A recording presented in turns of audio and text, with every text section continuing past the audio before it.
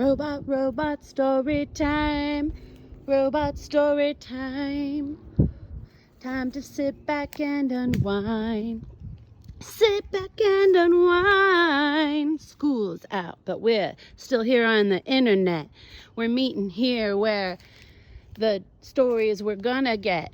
The robots watching, so are the bees and the forest creatures Mrs. Powell can see. Now you can see that there's a bonfire celebration. That's because there's a story time that we already mentioned. Woo, made it through that one. Let's start with this one. Dip into these. It's time to listen to a story time, please.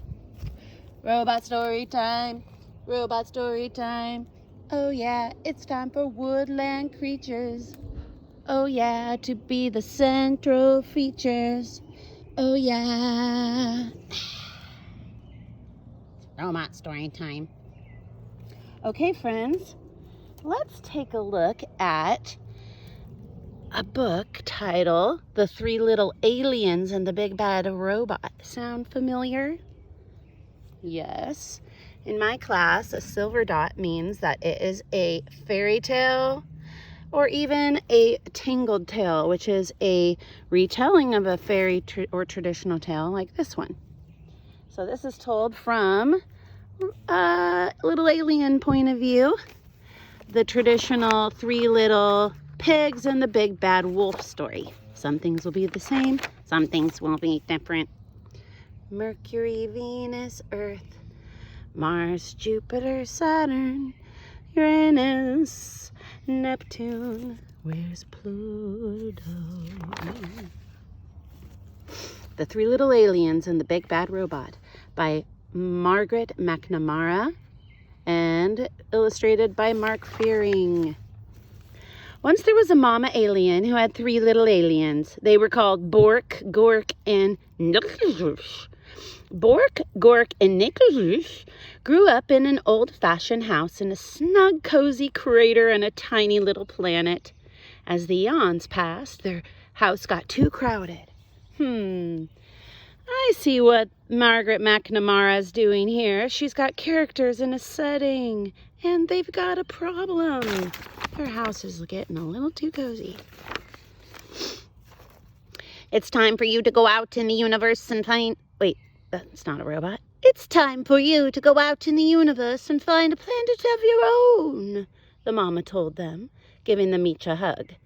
But remember, watch out for the big bad robot. It wants to chew you up. Bye. So Bork, Gork, and Nicholas took off. Bye, Mama, they cried. Bye, kids. Always stick together. And call me every once in a while. The three little aliens traveled far and fast. There's a cute planet, said Bork. Too hot, said Nicholas. How about that one? Asked Gork. Too crowded, said Nicholas. They darted around the meteor. Are we here yet? Asked Bork. Just past the Big Bend, a big planet swirling with dust loomed into view. Bork spotted a shiny space rover zipping around its mountains and plains. Awesome, she said. I'm going to live in that. Ma said to stick together, said Nicholas. But Bork had already zipped too far away to hear. Nicholas and Gork traveled on. Nicholas didn't like the looks of the next planet either. Nowhere to breathe, he gasped. Picky, picky, Gork said. Then just ahead he spied a giant planet with huge golden rings around it. Oh, whoa, that looks like Saturn. He jumped a passing satellite. Woohoo, and caught a ride. Look at Gork go. Uh-oh. You'll get dizzy! This is the smart one, right? He's the wise third pig, the oldest, who's going to build the house of bricks. But he's like, bleh, I'm home. Yeah, I'm going to live on this spinning satellite on the rings of Saturn. So now Nicholas was all alone. And he traveled deeper into space to a blue planet. Oh, it was 13 moons and had refreshing breezes. Is that Neptune? I see. It will be safe from the big, bad robot. I'm not a bad robot. Oh, we know. We know. You're a good robot. Nick found everything he needed to make sturdy walls. He gathered stardust to keep his home bright and found solar panels to keep it warm. Then he grabbed a tall, shiny telescope. "This'll do for a chimney," he said, though no one heard him. Rock by rock and row by row.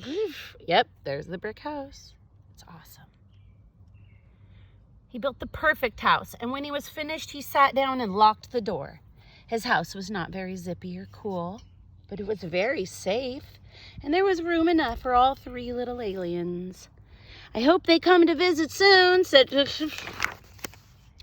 Then, one galactic dawn, there was a rumbling in the universe. You know what this is, kids. Dun, dun, dun, dun, dun, dun. Oh! Greep bonk, meep, peedly, deep ork, eep. It was the big bad robot. Oh, that's the one Mama warned them about. You're right. You are right. Be safe. Be safe. I hope they're safe. In some stories of the 3 pigs, it doesn't work out so well for the first pig, you know? Yeah, I do know, Wormo. Bork was so busy on her swirly red planet that she couldn't hear the robot's call. She didn't feel its giant footsteps as it leapt from star to star. Sounds like she needs some mindfulness. And she didn't see the robot. It was right in front of her rover. Ah! Little alien, little alien. Oops, that's when you need a robot voice. Little alien, bleeped the robot. Pull over, pull over. Not by the wheels of my trusty space rover, cried Bork bravely. Then I'll crack, and I'll smack, and I'll whack your house down, meeped the robot. Creep, creep, boink, meep, bink, bink. And so, of course, he smacks and he cracks and he whacks and, oh, she gets away! Peedly deep ork, eep! As fast as the speed of sound. And the robot's right on her tail. Help, help, Gork! She gets to Gork, who, of course, is on the satellite spinning around. But Gork was having so much fun surfing the rings of his giant planet that he didn't hear Bork's cries, and he didn't see the robot chomping on comets and ripping open black holes. Whoa, I know, that's crazy, man. I don't want to do that. Yeah, I wouldn't do that either if I could. He didn't see the robot chomping on comets and ripping open black holes until the big, bad robot caught Gork's satellite in a huge metal claw. Ah, Gork! Little alien, it broinked. Broinked. Oh, that makes perfect sense, right, Fox? Come out of hiding! Yes, it broinked. Okay, yeah, the robot broinked. Yeah, I get it now, thanks. Let me say it like he's broinking. Little alien. That's not broinking. Oh. Can you read it, Fox? Yes. Little alien. It broinked. Come out of hiding. Ooh, very good, Fox. Not by the orbit of this ring that I'm riding, cried Gork stoutly. Fox, you want to keep doing robot? Oh, yeah. Then I will shatter and clatter and scatter your house down, groanked the robot. Ooh, good job. And before Gork could fly beneath the radar, the robot clattered and scattered and shattered Gork's satellite into 1,000 pieces. Greep, boink, oink, peedly deep, eep, eep, deep, meep. Gork barely escaped. Over here, called Bork. Stick together. At the speed of light, Gork and Bork blasted into space, and he was getting closer. Where can we hide? Of course, we know where they're going. Oh, he sees them coming. We gotta speed up a little bit here. Oh, no! In hot pursuit. Ooh, yeep, I wonder what's gonna happen. I think they're gonna lock the door right now. And his house is so safe, it's made of bricks. Okay, get inside, said Winky. It's no time to waste. No sooner had Bork and Gork slammed solid space rock door than they heard the robot rumbling. Little alien, he squeaked. Let me come in.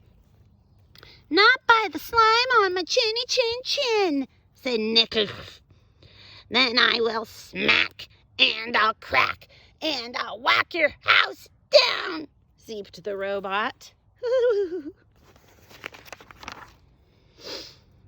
The big bad robot bashed and crashed Nick's strong, solid house. Nothing happened. Then it pounded and smashed really hard. Not a crack. Then it loaded up its triple blaster and zapped that house down good. The house would not fall. The aliens covered their ears and waited for the robot to chomp them up. So the robot forced its way into the little alien's house, right down the chimney. But halfway down the telescope, the robot got stuck. Oh, my goodness. It strained and struggled. It moaned and groaned. His house shook and shuddered. But did it fall down? Did it fall down? No. It did not.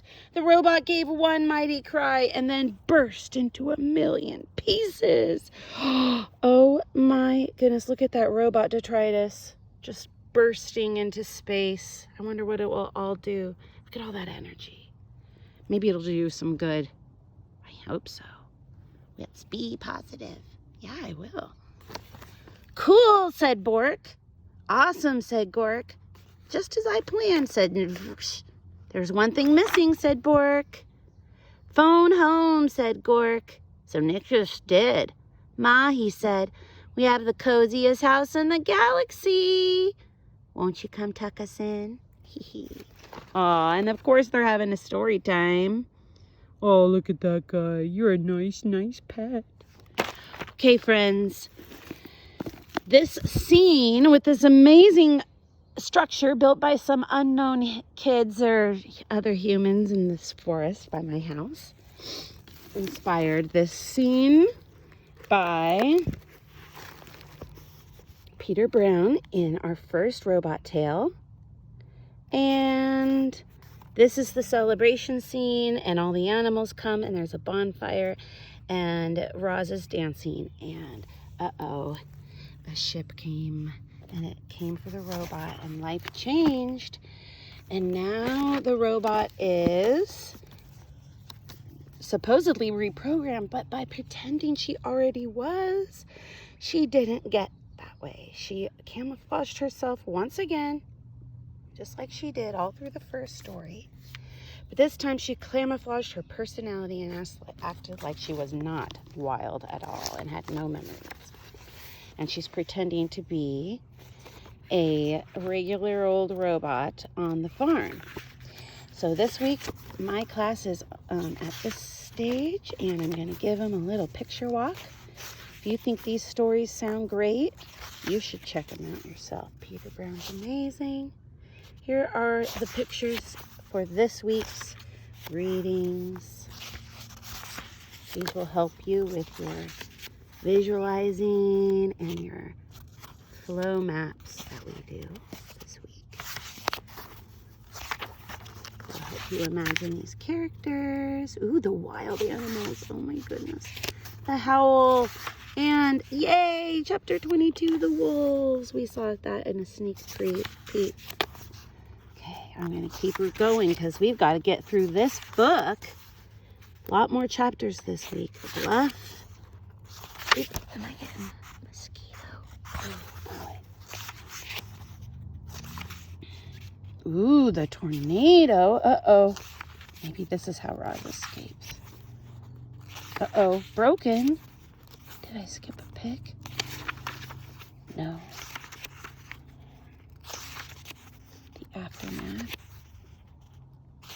Ooh, uh-oh, that doesn't look good. Our hero. Okay, I'm not sure how far I'm going to get this week, so I'm just going to show you a couple more. The barn looks like she's in survival mode somehow. The delighted geese, does that mean? Does it mean? I think it... Oh my goodness. Class, I promise to read to this point at least this week.